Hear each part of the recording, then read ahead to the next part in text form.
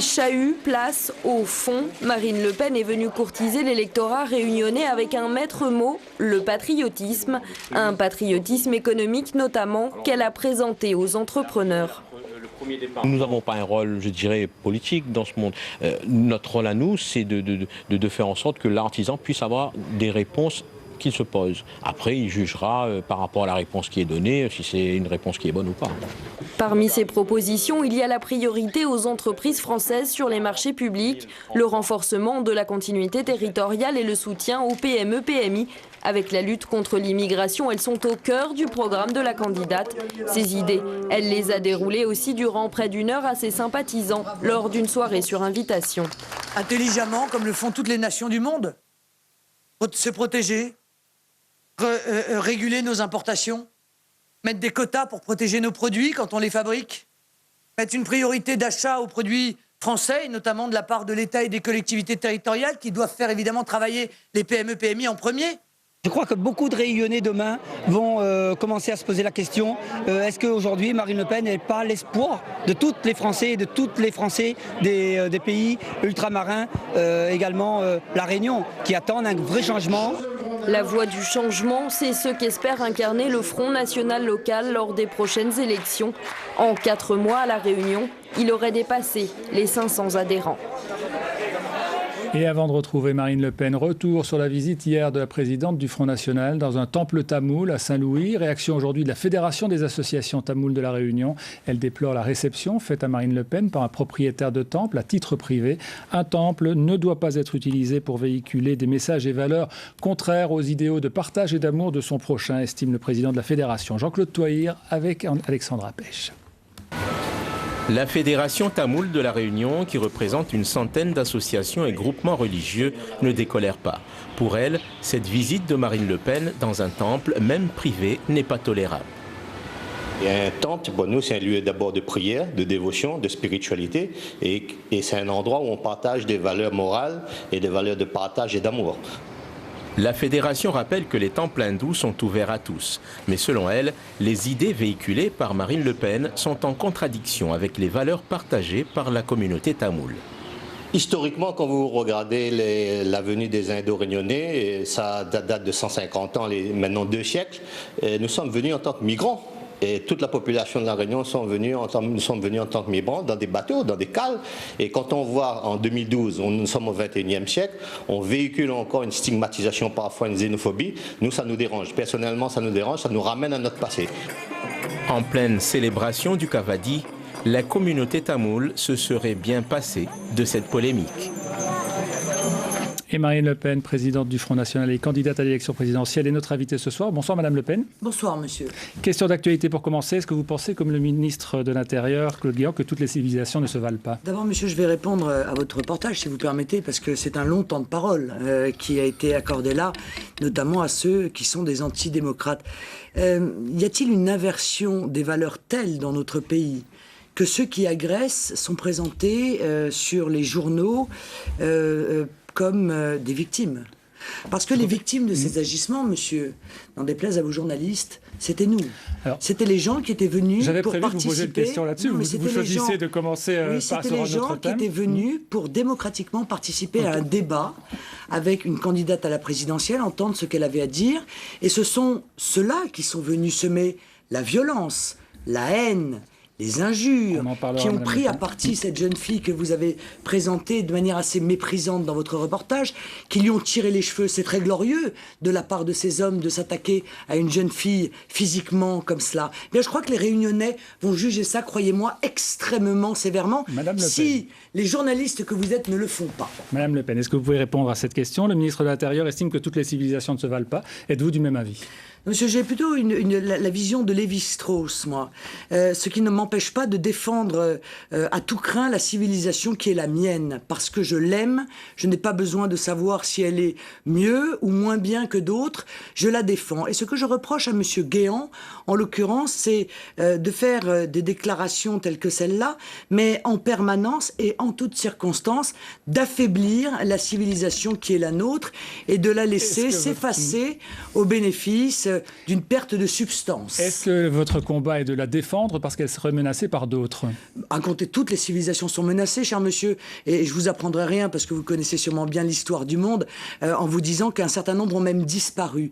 Je crois que les civilisations et les valeurs qu'elles portent, elles sont toujours en danger, et que c'est un acquis quotidien que de les défendre, à force d'ailleurs d'oublier cela, de penser que après tout elles sont pour toujours. Eh bien, on perd la laïcité, on la laisse s'effondrer, on perd la démocratie, la preuve d'ailleurs, on la laisse s'effondrer. Et du coup, Madame Le Pen, est-ce que pour vous le métissage est un danger?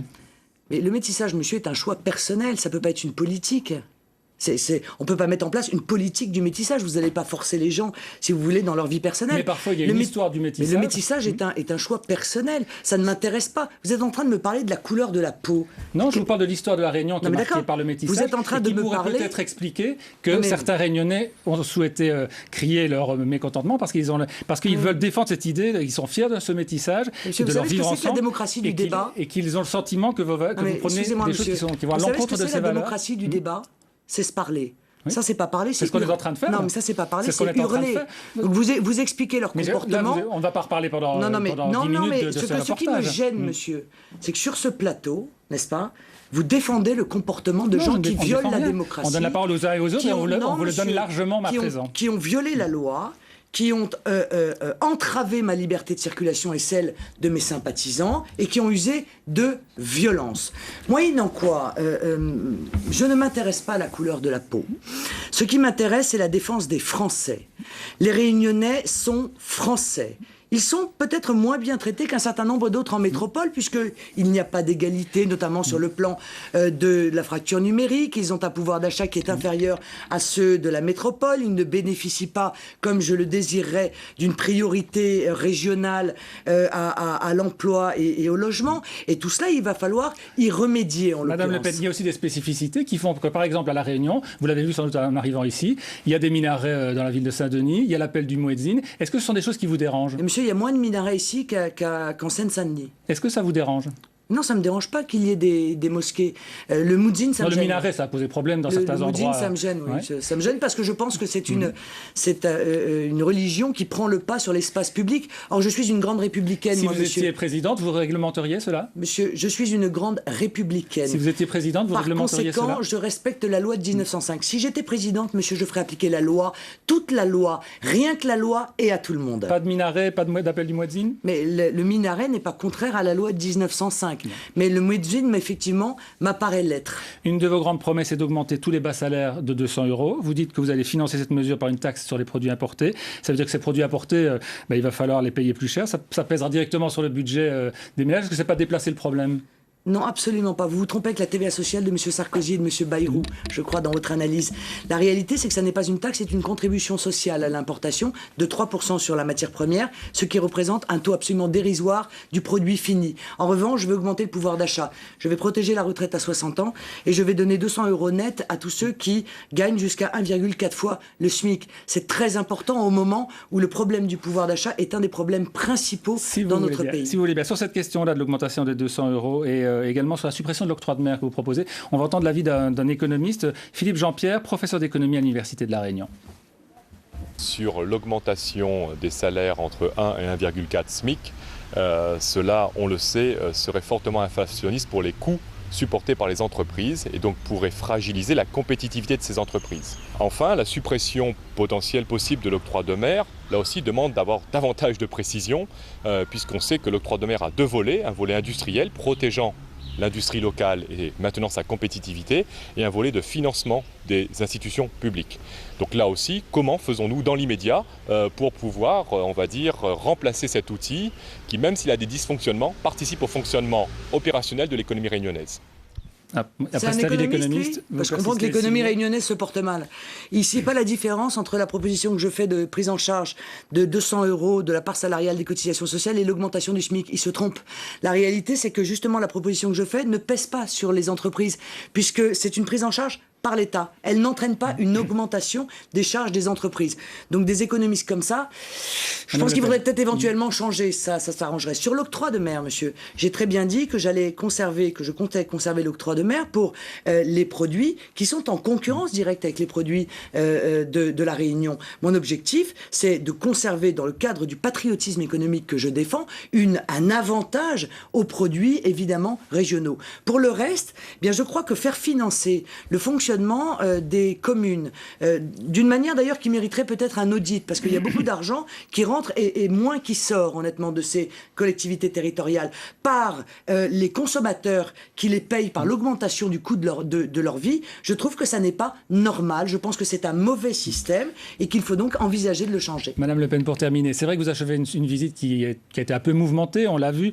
Vous avez d'abord dit que ceux qui manifestaient, c'est des extrémistes, vous avez dit des extrémistes de gauche, des buveurs de rhum, des fumeurs de pétard. Est-ce que là, vous n'êtes pas vous aussi dans la caricature, comme parfois vous accusez les journalistes de l'être par rapport à vos mesures? Non, monsieur, non. Mais il y a des gens qui sont venus manifester. C'était pas un peu réducteur? Vous y étiez, vous? J'ai vu les images comme vous. Parce que moi, il y avait aussi à l'aéroport Daniel Waro, qui est un des artistes les plus reconnus de la scène. À chaque fois qu'il y a un Le Pen qui atterrit à La Réunion, on a Waro qui tape sur son tam-tam pour essayer de se faire un peu de publicité. Je ne sais pas si ça a augmenté ses ventes, mais bon.